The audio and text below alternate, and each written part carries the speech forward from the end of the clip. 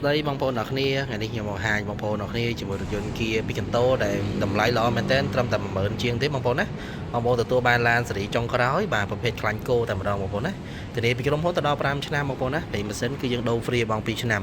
គឺអត់អស់លុយទេបងប្អូនណាថ្ងៃនេះខ្ញុំបង្ហាញពីគូទៅម្ដងផ្នែកខាងក្រោយទៅតែម្ដងបងប្អូនណាអញ្ចឹងគឺរៀង Kia Picanto នេះរៀងវាស្អាតតែមកបាទបងប្អូនឃើញទេគៀងគឺធ្វើ stop ជាប់អញ្ចឹងមើលទៅស្អាតមែនទែនបាទហើយយើងមានគ្រប់ពណ៌បាទយើងមាន3ពណ៌អស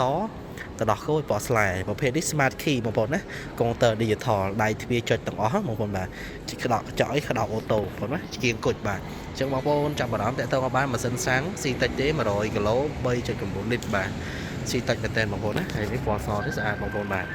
ហើយនេះផ្នែកខាងមុខបងប្អូនណាគឺផ្នែកខាងមុខឃើញទៅស្អាតតែម្ដងបងប្អូនបាទហើយលោកដាច់បងប្អូនណាលោកដាច់មែនទែនKia Picantoនេះគឺមានការគ្រប់គ្រងច្រើនណាបងប្អូនបាទតេជនជិះច្រើនមែនទែនបាទអញ្ចឹងបងប្អូនចាប់អារម្មណ៍មកមើលផ្ទាល់បងប្អូនណាស្អាតណាស្អាតមែនទែនបងប្អូនណាបងប្អូនចង់បានឡានលក្ខណៈជិះដប់កូនទៅរៀនបាទល្អមែនទែនបងប្អូនណាហើយនេះខ្ញុំបង្ហាញផ្នែកខាងក្នុងជូនបងប្អូនអ្នកគ្នាបាទផ្នែកខាងក្នុងបងប្អូនឃើញទេបាទផ្នែកខាងក្នុងគឺស្អាតបងប្អូនណាកុងទ័រ Digital ពលាមដៃជាកូដសងខាងកាមេរ៉ាក្រោយ sensor បាទសម្រាប់អេក្រង់8អ៊ីនជអាចប្រើ Apple CarPlay Android Auto បានបងប្អូនណាកញ្ចក់អូតូខាងតកង់បាទមានកន្លែងចុចទាំងអស់បងប្អូនណាគឺចុចទាំងអស់អូតូទាំងអស់បាទហើយកញ្ចក់ក្រៅអូតូដូចគ្នាពុកកណាត់2000ហ្នឹងបាទហើយមានកន្លែងកែងដៃដាក់អីវ៉ាន់បានបងប្អូនណាកន្លែងសាក់ទូរស័ព្ទមានទាំងអស់ USB មានទាំងអស់បាទហើយស្អាតផ្នែកខាងក្រោយបងប្អូនគឺផ្នែកខាងក្រោយយើងអង្គុយបានគ្នា3ទៅ4នាក់ដែរបងប្អូនណាសម្រាប់អ្នកដែលមានតូចនោះបងប្អូនបាទផ្នែកខាងក្រោយដាក់អីវ៉ាន់បានបងប្អូនណាអត់តូចពេកទេដាក់អីវ៉ាន់បានមកសមរម្យបងប្អូនឃើញណា